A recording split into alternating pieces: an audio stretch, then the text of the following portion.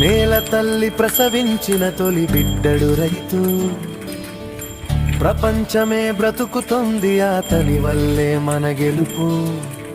మట్టి ముక్క వాన చుక్క విత్తు మొక్క అతడే, సంక్రాంతి రంజాను క్రిస్మస్ అతడే. జై కిసాన్, జై కిసాన్, జై కిసాన్, జై కిసాన్, జై కిసాన్.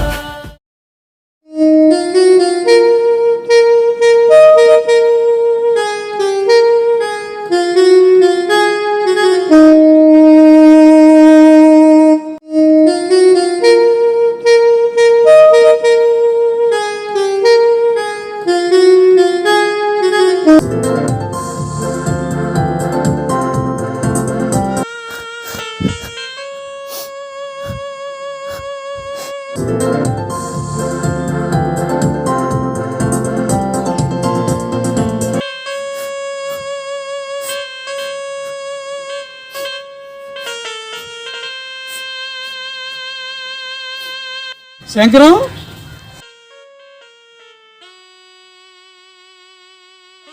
రా బావా కూర్చో.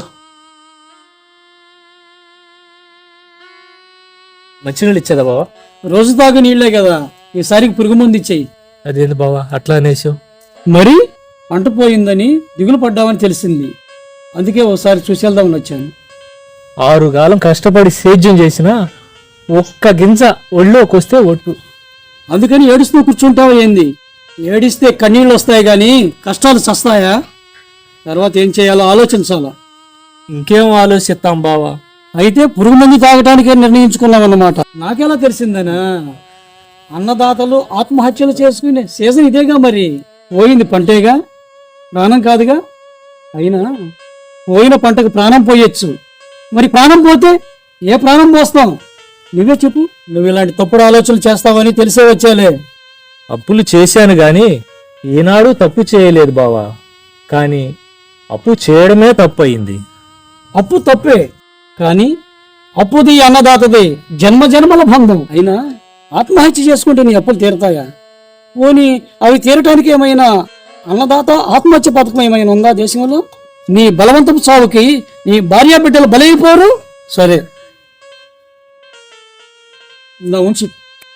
వద్దు బావా, ఉంచవయ్యా అంటుంటే. ఇది అప్పు కాదులే. సరే జాగ్రత్త. మరి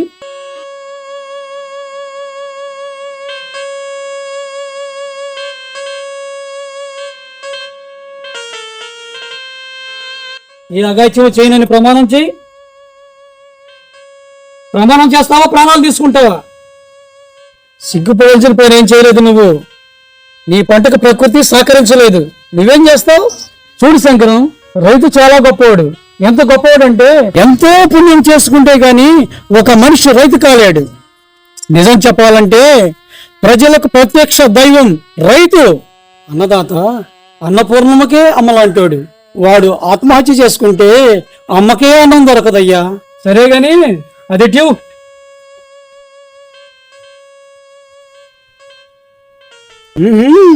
ప్రాణాలు తీసుకోవడానికి కూడా క్వాలిటీ మందునే కొన్నావు, ఇది కూడా అప్పు చేసే కొని ఉంటావు.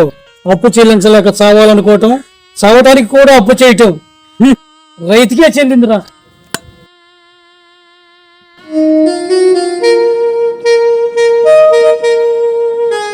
నాగలితో దున్నుతుంటే ప్రేమగా తలని మిరినట్లు, నీటిన తడు పెడుతుంటే అభిషేకం జరుగునట్లు, మురిసే అమ్మ నేల సౌభాగ్యం కనరా, పైరు తల్లి పెట్టే ఆ గోరు ముద్ద తినరా, మెతుకులోన బ్రతుకు పరమార్థం కనరా. జై కిసాన్, జై కిసాన్, జై కిసాన్, జై కిసాన్.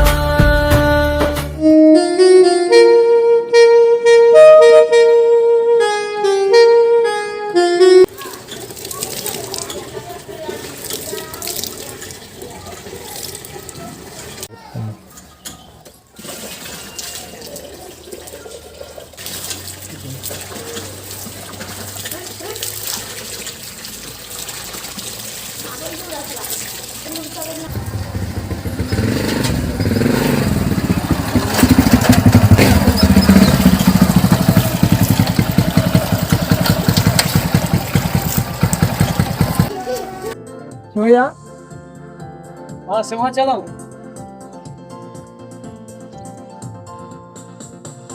ముందు సింహాచలం కాఫీ తాగింది. లేదు శివయ్య, కలెక్షన్ వెళ్ళాలి.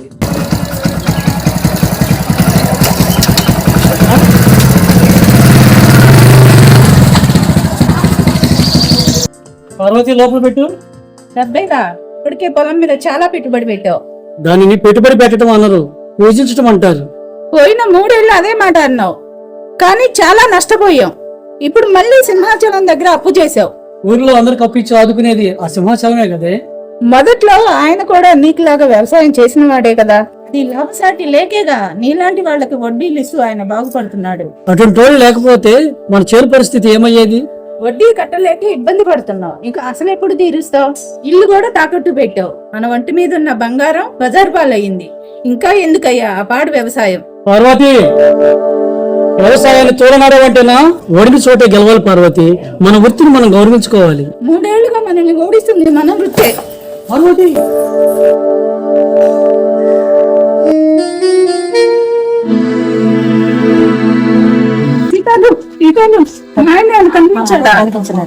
పొద్దునాడే ఇంతవరకు రాలేదు. పార్వతి నన్ను క్షమించు అని పేపర్ ముక్క మీద రాసి వెళ్ళాడే. ఇలా ఎందుకు రాశాడో నాకు అర్థం కావట్లేదు. నాకేమో భయంగా ఉంది, ఏమేమో కలవట్లేదు. ఏంటి ఏమైనా కనిపించాడా? నాకు పొద్దు నుంచి కనపడలేదమ్మా, కనపడితే చెప్తాలే.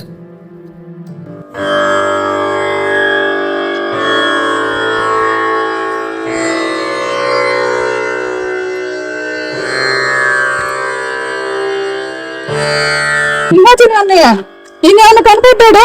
ఇలా చీటీ రాసి ఎక్కడికి వెళ్ళాడన్నయ్య. లేదమ్మా, సరే నేను వెతుకుతాను. స్వార్థపరుడు సంపదలు పెంచుకుంటున్నాడు, సాటి రైతుకు సాయం చేసినాడు శ్మశానానికి పోతున్నాడు. వ్యవసాయాన్ని నమ్ముకున్నాను, సర్వనాశనం అయిపోయాను. నాకు చావు తప్ప మరో దారి లేదు. దేవుడా, ఈసారి మాత్రం నన్ను రైతుగా పుట్టించొద్దు. ఇవి కూడా రైతుగా అవతారం ఎత్తొద్దు. ఎత్తావో నీకు పూజలున్నా ఈ పురుగు మందే కదే వద్దు. ఈ వ్యవసాయం నాకు వద్దు.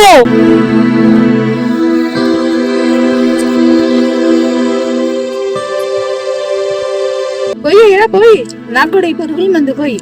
నీ అప్పుల్లో నాకు కూడా కాక ఉందిగా, నాకు కూడా పోయి నీతో పాటు నేను వస్తా. అమ్మా నాన్న అప్పుల పాత్ర చచ్చిపోతే నువ్వే కదా నాన్న నాకున్నావు.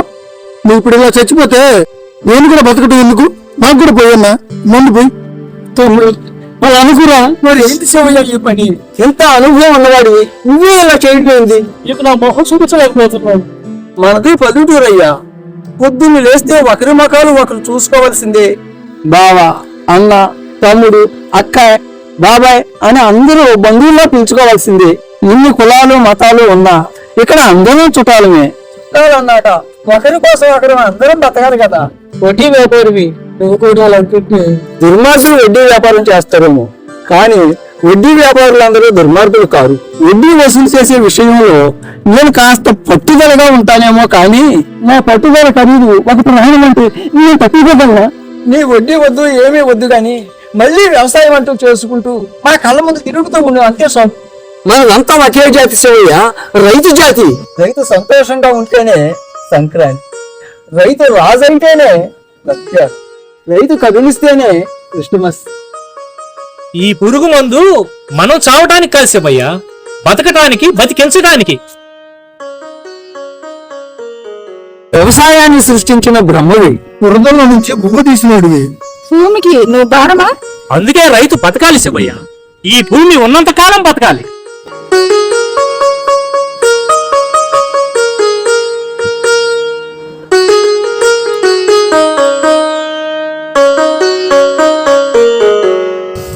వ్యవసాయం సృష్టించిన భూమి మీది బ్రహ్మ, అన్నపూర్ణ దేవికి అతడేగా అమ్మ. ప్రాణానికి ప్రాణమిచ్చే ప్రాణవాయువతడే, ఆ వాయువుకు ఆయువిచ్చే పరమాత్మనతడే. ప్రత్యక్ష దైవము ప్రజలకు అతడొకడే.